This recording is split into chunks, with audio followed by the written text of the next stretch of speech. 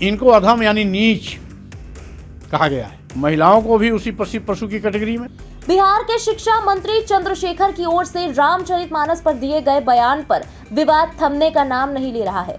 हाल ही में समाजवादी पार्टी के नेता स्वामी प्रसाद मौर्य का भी रामचरितमानस को लेकर विवादित बयान सामने आया, जिसके बाद सियासी हलचल तेज हो गई है। दरअसल बीते दिन स्वामी प्रसाद मौर्य ने कहा था कि रामचरितमानस के कुछ हिस्सों पर उन्हें आपत्ति है। किसी भी धर्म में किसी को गाली देने का हक नहीं है। उन्होंने कहा था कि तुलसीदास की रामायण में एक चौपाई है जिसमें शूद्रों को अधम जाति का बताया गया है। धर्म के नाम पर विशेष जाति का अपमान किया गया है।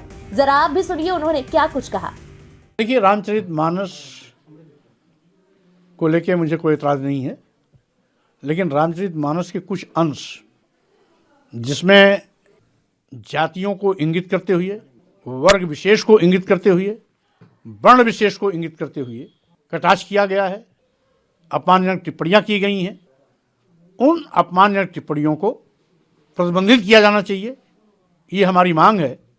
जैसे उन्हीं चौपाइयों का एक अंश है कि जे वर्णाधम तेल कुम्हारा सुपच किरात कोल कलवारा, मानी जातियों का नाम लेते हुए तेली, कुम्हार, सुपच, किरात, कोल, कलवार, इत्तेफाक है सभी हिंदू धर्म मानने वाले लोग, इनको अधम यानी नीच कहा गया है। इस शब्द से इन जातियों के लाखों करोड़ों लोगों को कहीं न कहीं उनकी भावनाएं आहत होती हैं।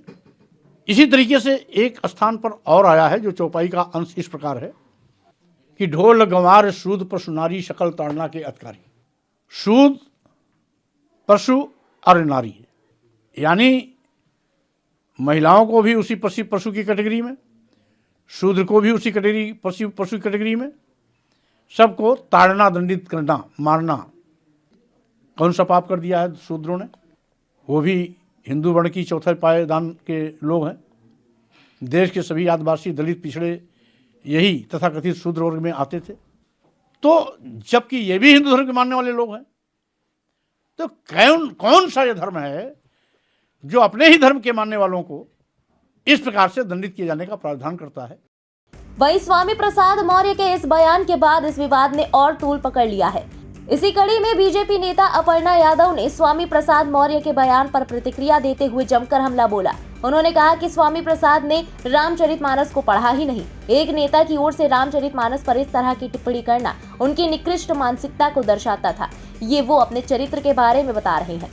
बता दें कि स्वामी प्रसाद मौर्य के बयान का विरोध करते हुए अब संत समाज ने भी उनकी कड़ी आलोचना की है। अयोध्या में तपस्वी छावनी के परमहंसाचार्य ने रामचरितमानस पर विवादित टिप्पणी के बाद स्वामी प्रसाद को शास्त्रार्थ की चुनौती देते हुए कहा कि स्वामी प्रसाद मौर्य एक चौपाई भी शुद्ध नहीं बोल पाएंगे। इनकी राजनीति खत्म हो रही है, इसलिए ये लोग बौखला गए हैं। जिस तरह से सपा नेता स्वामी प्रसाद मौर्य ने बयान दिया है रामचरितमानस को लेकर के, अयोध्या से मैं तपस्वी छावनी पीठाधीश्वर जगत गुरु परमहंसाचार्य उनको शास्त्रार्थ के लिए चुनौती देता हूं। मैं चैलेंज करता हूं कि वो रामचरितमानस की एक भी चौपाई शुद्ध बोल नहीं पाएंगे। जब जो व्यक्ति एक हिंदी की शुद्ध चौपाई नहीं बोल सकता है, वो अर्थ क्या करेगा? इस तरह की राजनीति जो कर रहे हैं लोग, जहर घोल रहे हैं समाज में, ऐसा नहीं करना चाहिए। लगभग 2000 वर्ष से यही हो रहा है, चाहे मुगलों का शासन रहा हो, चाहे ब्रिटिश गवर्नमेंट रही हो, और चाहे ये जातिवाद, परिवारवाद और तुष्टीकरण की राजनीति करके लोगों को लड़ा करके अपना तुच्छ राजनीतिक स्वार्थ साधने वाले लोग स्वामी प्रसाद मौर्य जैसे हों। ऐसे लोगों पर विधिक कार्रवाई होनी चाहिए। और अब चूंकि आदरणीय प्रधानमंत्री नरेंद्र मोदी जी के नेतृत्व में देश निरंतर आगे बढ़ रहा है और इन लोगों की राजनीति धीरे धीरे खत्म हो रही है, इसलिए ये लोग बौखलाए हुए लोग हैं और इसीलिए ये आपस में लड़ाने के लिए कुछ न कुछ ऐसा जो है योजना तैयार करते हैं और इस तरह का जहर उगलते हैं जिससे आपस में लोग लड़ें और इसके बाद इनका राजनीतिक स्वार्थ सिद्ध हो। इसलिए जनता जागरूक है, ऐसे लोगों को जो है मुंहतोड़ जवाब दिया जाएगा। अब आपको बता देते हैं कि ये विवाद आखिर शुरू कहां से हुआ। दरअसल कुछ ही दिन पहले नालंदा ओपन यूनिवर्सिटी के दीक्षांत समारोह के दौरान बिहार के शिक्षा मंत्री ने रामचरितमानस को लेकर विवादित बयान दिया था। उन्होंने कहा था कि एक युग में मनुस्मृति, दूसरे युग में रामचरितमानस और तीसरे युग में गोवलकर के बंच ऑफ थॉट्स ने नफरत फैलाने में अपनी भूमिका निभाई है। ये देश को, समाज को नफरत में बांटती है। नफरत से देश महान नहीं बनेगा, प्रेम से देश महान बनेगा। मनुस्मृति में एक बड़े तबका के खिलाफ 85% लोगों के खिलाफ अनेकों गालियां दी गई। एक युग में मनुस्मृति, दूसरे युग में रामचरितमानस और तीसरे युग में गुरु गोवलकर का बंच ऑफ थॉट। ये दुनिया को नफरत, हमारे देश को, समाज को नफरत में बांटती है। नफरत देश को महान नहीं बनाएगा, जब भी कभी महान बनाएगा तो मोहब्बत ही बनाएगा। मनुस्मृति को जलाने का क्यों काम किए? इसलिए कि मनुस्मृति में एक बड़े तबका के खिलाफ, 85% लोगों के खिलाफ अनेकों गालियां दी गई। रामचरितमानस का क्यों प्रतिरोध हुआ? किस अंश का प्रतिरोध हुआ? अधम जात में विद्या पाए, भयहु जथा ही दूध पिलाए। यानी अधम मतलब होता है नीच। दुनिया के लोगों सुनो, आपके माध्यम से कहना चाहता हूँ, नीच जाति के लोगों को शिक्षा ग्रहण करने का अधिकार नहीं था।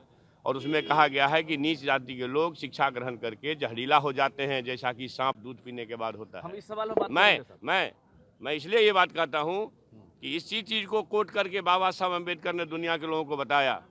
ये जो ग्रंथ हैं नफरत को बोने वाले, एक युग में मनुस्मृति, दूसरे युग में रामचरितमानस और तीसरे युग में गुरु गोवलकर का बंच ऑफ थॉट। ये दुनिया को नफरत, हमारे देश को, समाज को नफरत में बांटती है। नफरत देश को महान नहीं बनाएगा, जब भी कभी महान बनाएगा तो मोहब्बत ही बनाएगा। तो देखा आपने, रामचरितमानस पर बिहार से शुरू हुई बयानबाजी अब यूपी की सियासत में भी दस्तक दे चुकी है।